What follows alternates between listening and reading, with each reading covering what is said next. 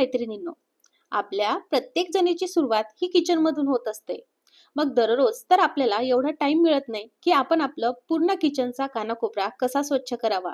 पण सोमवार असो की रविवार असो, आपल्या किचन मधली जो काही मेन गॅस शेगडी आहे, गॅस ओटा आहे, हा मात्र आपल्याला रोज साफ करावा लागतो. पण जर तुम्ही काही टिप्स फॉलो केल्या तर तुम्हाला हे खूप सोयीचं पडेल. तर आजचा व्हिडिओ हाच आहे.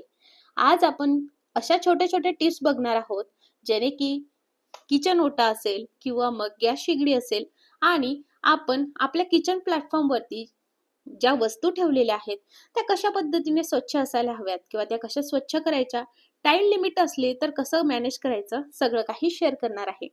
सॅटर्डे संडे असला, वीकेंड असला की आपल्याला सुट्टी असते किंवा मग कधी कधी आपल्याला कामाचा फार उल्हास येतो. मग अशा वेळेस हा व्हिडिओ तुम्हाला खूप हेल्पफुल ठरेल.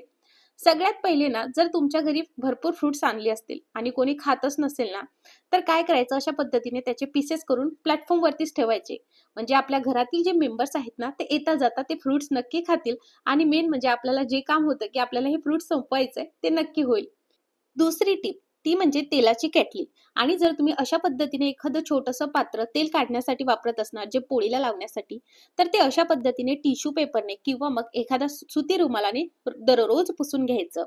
तेलाची केटली असेल किंवा मग तेलाचं असं छोटं भांडं असेल, तर त्याच्या खाली असे यूज अँड थ्रोचे जे डब्बे मिळतात, त्याचे जे काही झाकण असतात, आपण बऱ्याचदा हे फेकून देतो. तर ते झाकण जर या खाली ठेवलं, तर जर तेल झिरपत असेल तर आपला किचनचा प्लॅटफॉर्म खराब होत नाही, तेलकट होत नाही, चिवट होत नाही. आणि तेल जे काही पडणार आहे ते ह्या प्लेट्स वरती पडतं. आणि मग आपण हे व्यवस्थितरित्या स्वच्छ सुद्धा करू शकतो. आपला जो काही खलबत्ता आहे, तो ना, जर तुमच्या घरामध्ये भरपूर झुरळ झाले असेल तर असं ओपन ठेवायचं नाही. त्यावरती अशा पद्धतीने यूज अँड थ्रोचं जर झाकण ठेवलं तर रात्री त्यामध्ये झुरळ वगैरे जात नाही. आता जर तुम्ही रेंटेड हाऊस मध्ये राहत असणार, सेम माझ्यासारखं, तर बऱ्याचदा आपल्याकडे स्टोरेजची फार कमी असते. मग अशा वेळेस आपल्याला किचन प्लॅटफॉर्म वरती सुद्धा स्टोरेज ठेवावे लागतात. मग अशा वेळेस तुम्ही असे रोटेटरी ट्रे घेऊ शकता किंवा बऱ्याचदा वेगवेगळे असे ट्रे अवेलेबल आहेत, ज्याची सगळ्यांची लिंक मी तुम्हाला खाली डिस्क्रिप्शन मध्ये देईन. पण इथे जे आपण असं स्टोरेज जर घेतलं तर काय होतं, एकाच ठिकाणी भरपूर गोष्टी मावतात. जसं चहापत्तीचा डब्बा असेल, साखरचा डब्बा असेल, मीठ आपल्याला दररोज लागतं, किंवा छोट्या छोट्या गोष्टी ज्या आपल्याला रोज स्वयंपाक करत असताना लागतात, त्या जर किचन प्लॅटफॉर्म वरती असतील तर मग आपल्याला त्या इझिली घेण्यास खूप मदत होते. आणि कुठेतरी स्टोरेज कमी असल्यामुळे या गोष्टीचा वापर आपण नेहमी केला पाहिजे. त्यामुळे मी अशा पद्धतीने ट्रे घेतलेले आहेत.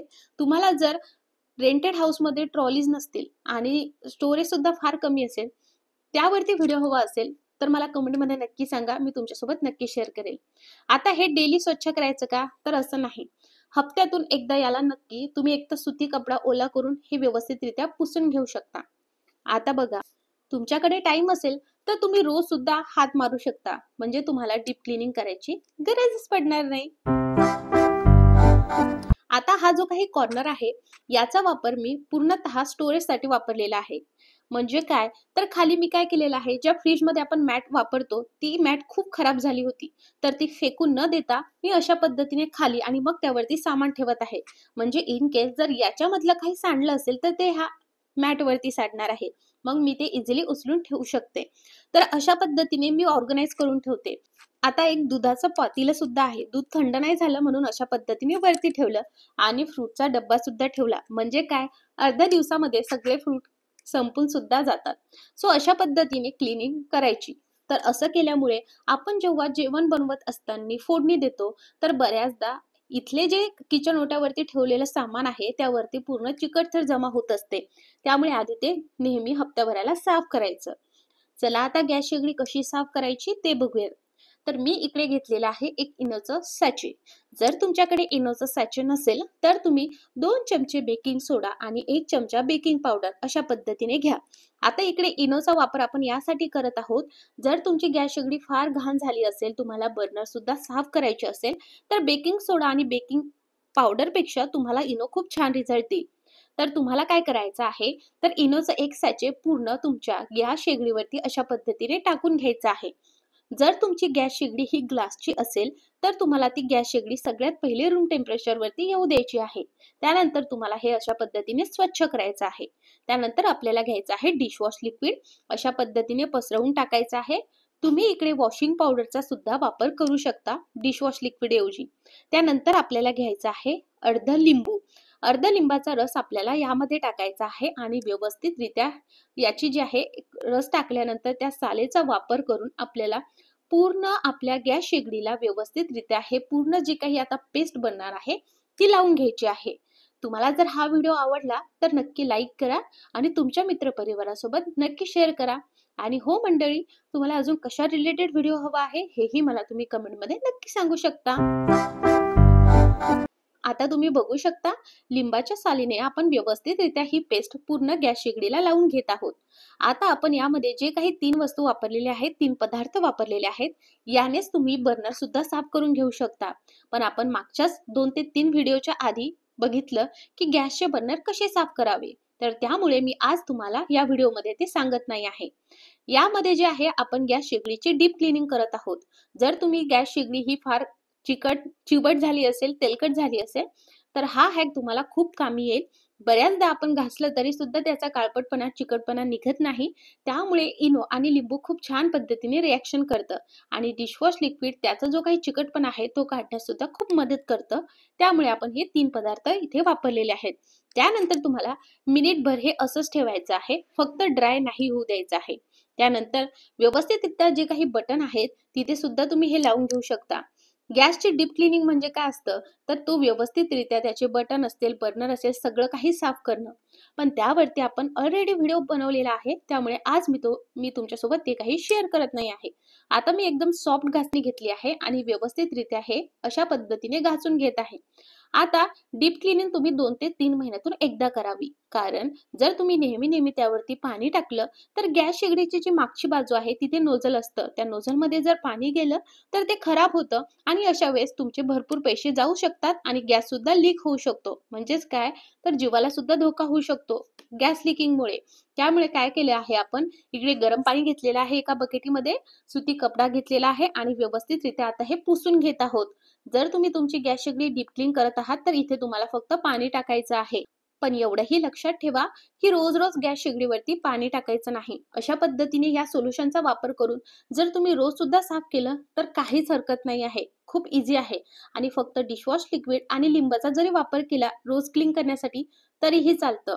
या सेम पेस्टने तुम्ही जी काही मागची टाईल आहे गॅस शेगडीच्या मागे आपण जेव्हाही फोडणी देतो तर खूप शिंतोडे उरतात, तर ते सुद्धा तुम्ही या सोल्युशनने साफ करू शकता.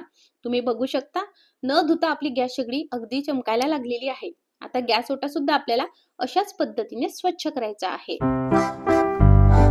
हा व्हिडिओ जर तुम्ही फेसबुकवर बघत असणार तर लाईक आणि फॉलो नक्की करा आणि असेच नवनवीन व्हिडिओ बघण्यासाठी आपल्या चॅनलला सुद्धा नक्की सबस्क्राईब करा. आता तुम्ही बघा, मी गॅस ओटा, गॅस शेगडी आधी सगळं काही साफ करून घेतलं आणि त्यानंतर मग मी भांडे घासणार आहे. म्हणजे काय होईल, एक वेळेस सगळं काही आपलं क्लीन राहील. किंवा तुम्ही आधी भांडे सुद्धा घासून घेऊ शकता. आणि जी काही केटली आहे त्यामधलं जर तेल संपलं असेल तर मी ती डायरेक्टली घासून घेत असते, जेणेकरून ती जास्त तेलकट वगैरे होत नाही. भरपूर दिवस जर आपण ठेवली, साधारणतः 15 दिवस असेल, 1 महिना असेल, तर ती फार तेलकट चिवट होते. त्यामुळे मी ही टिप नक्की फॉलो करते. आता इथे चमचे ठेवण्यासाठी मी असं स्टँड माझ्याकडे आहे. तुम्हाला जर हे हवं असेल ना तर तुम्ही डिस्क्रिप्शन चेक करा, तिथे मी सगळ्या प्रोडक्टची लिंक दिलेली आहे. व्यवस्थितरित्या सगळं काही मी पुसून घेत असते. आता जो काही मागची भिंत आहे ती मी डेली न पुसता, डेली फक्त जेवढं अगदी शिंतोडे उडले असेल तेवढे पुसत असते. पण सॅटर्डे संडे मात्र मी ती पूर्ण भिंत पुसून घेत असते आणि खालचा जो काही गॅस ओटा आहे तो डेली पुसत असते. पण मात्र सॅटर्डे संडे तो व्यवस्थितरित्या घासून घेत असते, जेणेकरून जर काही चिकट वगैरे राहिलंच असेल तर ते निघण्यास मदत होते. बऱ्याचदा कधी आपण पोळ्या करत असताना थोडं का होईना तेल खाली सांडत असतं. मग अशा वेळेस मी गॅस शेगडी जी आहे ती अशा पद्धतीने सॅटर्डे संडेला डीप क्लीन करते विदाऊट पाणी टाकता आणि गॅस ओटा व्यवस्थितरित्या घासून व्यवस्थित पाणी टाकून पुसून घेत असते.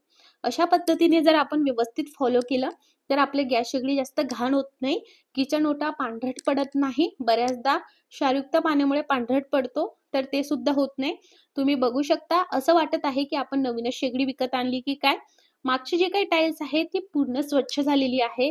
खालचा जो काही किचन प्लॅटफॉर्म आहे तो सुद्धा व्यवस्थित स्वच्छ झालेला आहे.